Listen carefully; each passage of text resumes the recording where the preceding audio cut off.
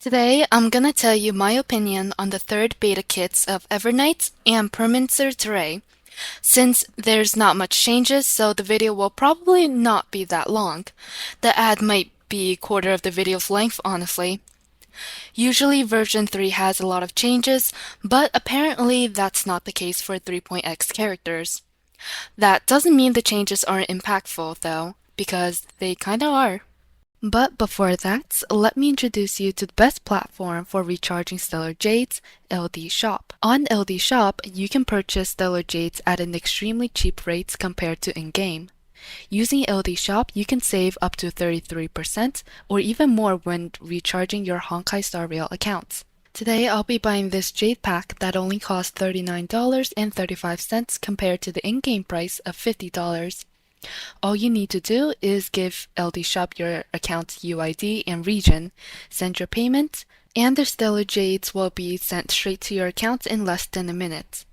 On top of that, if you recharge up to $80 in a month, you can get a supply pass for free straight from the website, which can be treated as another $5 discount on any purchase. Even if you use VPN method, you can never get a cheaper price than LD Shop with the free supply pass. There's no reason to not use this website. People who say there are risks to doing this are complete idiots that don't know how it works. I swear on my channel's integrity that you will not be banned or scammed. Don't forget to register using my link in the description for an extra 15% off coupon. I hope you would recharge on this website after registering using my link because that's the best way to support my channel as YouTube's ad revenue is genuinely horrendous. Anyways, for Evernight, despite her Memo Sprite inheriting less HP, she got quite a decent buff to her damage output, with her Memo Sprite skill straight up doing 25% more compared to her previous version. Her ultimate didn't get as much as a boost, but it's at worst a net neutral for herself or a small buff because of its fun increasing, while being an overall buff for everyone else on her team. There's also some minor crit value buff from here too, which is whatever, her broken E1 still stays. Some people are saying her synergy with Casterus is worse now due to less Memo Sprite HP, but reaching Casterus' energy cap of 4.8k per action isn't that bad. You would only need March to have 9.6k HP, which is realistic with Hyacinth on the team, which is almost a guarantee with Casterus. So her synergy isn't really impacted at all in my opinion. Evernight just got more DPS potential with no real downside.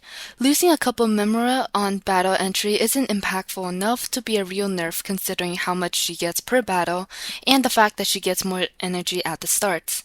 Her energy cycling is also significantly better. She basically got a giga buff version of Permanencer Terrae's ability of gaining 5 energy every time bondmate attacks. Except for her, it's every time she herself or any Memo Sprite on the team does anything, which is pretty broken. As the literal icon of the game, this is the bare minimum they should be giving her. Now for Permanencer Terrae, he's basically garbage now. All of his shields got nerfed by significant amounts in exchange for slightly higher damage output from him, which is not a good trade-off because the gain isn't as high as the loss. The only mode where you even need a sustain in is the new one, and that one actually requires sustaining capabilities, which he now doesn't provide much of. His damage is also flat out worse than Hyacinth's, so it's not like it's a good compensation for reducing the only thing he's decent at. That's not even the worst part. Apparently they removed his synergy with a lot of units by making the dragon attack Permanencer Terrae's attack, meaning he can no longer duplicate the DPS's Lycone effect anymore.